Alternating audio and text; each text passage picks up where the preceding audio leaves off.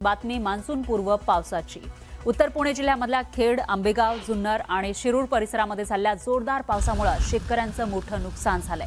शेतात काढून ठेवलेला कांदा आणि बाजरी पीक पावसात भिजलं, त्यामुळे शेतकरी संकटात सापडले।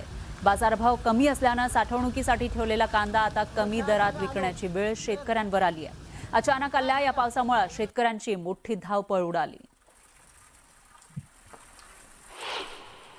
आपण आता पाहू शकताय, हे कांद्याचं शेत आहे आणि या ठिकाणी शेतकऱ्याने कांदा काढून ठेवला आहे आणि हा जो काढलेला कांदा आहे, हा काढलेला कांदा शेतकरी या ठिकाणी बराकीमध्ये साचवायचं आज काम करत होता। मात्र आज अचानक पाऊस आल्यामुळे या शेतकऱ्यांना जे आहे हे आपलं काम थांबवून या ठिकाणी हे जे साठवलेले कांदे आहेत, या कांद्यांवरती झाकावा लागलाय। पण झाकत असताना हा संपूर्ण कांदा भिजलाय। आपण पाहू शकताय, या ठिकाणी कांदा बराकीमध्ये टाकण्याचं काम सुरू होतं आणि ही शेतकऱ्याची बराकी आहे।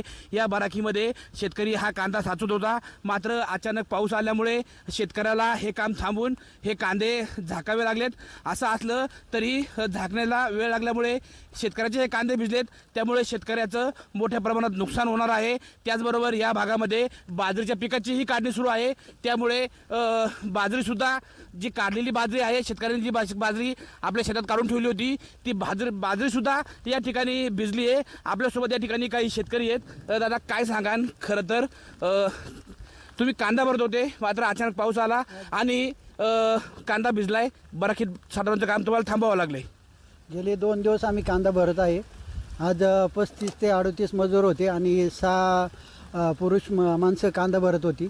पण अचानक पाऊस आल्यामुळं संपूर्ण कांदा भिजून अर्धा कांदा बराकीत आणि अर्धा कांदा जमिनीवर पडून आहे आणि बराच कांदा भिजला आहे। आता अशी आमची अवस्था झाली, धड बाजारात पण नेता येणार नाही आणि धड तो जागता पण येणार नाही आणि भिजल्यामुळे तो खूप नुकसान झालेले आहे। आता आम्हालाच समजत नाही आम्ही नक्की करावं काय। एकतर आधीच आम्ही कंटाळलो ह्या बाजारभावाने याच्यामुळं, आणि त्यात आता हे असं मोठं नुकसान झाल्यावर काय बोलावं हेच सुचत नाही। सचिन तोडकर, न्यूज मराठी, मंचर, पुणे।